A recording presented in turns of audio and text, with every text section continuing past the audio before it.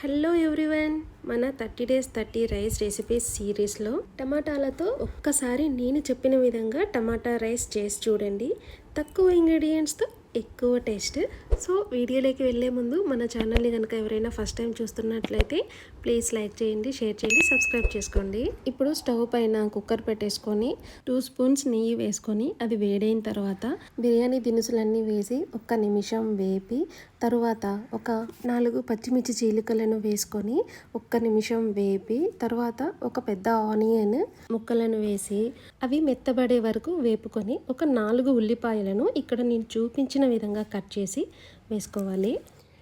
వీటిని కూడా ఒక 4 నిమిషాలు వేపుకోవాలి. తరువాత ఇందులో ఒక 4 టమాటాలను సన్నగా కట్ చేసుకొని వాటిని కూడా వేసుకోవాలి. ఇప్పుడు వీటన్నింటిని ఒక 2 నిమిషాలు బాగా కలుపుకొని 1/2 స్పూన్ పసుపు 1 స్పూన్ సాల్ట్ వేసి టమాటా ముక్కలన్నీ కూడా మెత్తబడే వరకు వేపుకోవాలి.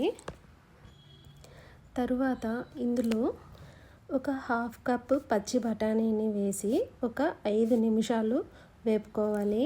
మనం ఉల్లిపాయని ఎలా అయితే కట్ చేసామో అలాగే 4 టమాటాలను కూడా కట్ చేసి వేయాలి.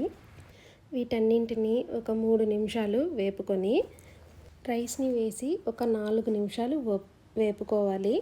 ఇలా వేపడం వల్ల అన్నం మెతుకు అనేది పొడి పొడిగా ఉంటుంది. తర్వాత ఇందులో వాటర్ని వేయాలి. ఇక్కడ నేను ఒక గ్లాస్ బియ్యంకి 2 గ్లాసెస్ వాటర్ని వేశాను.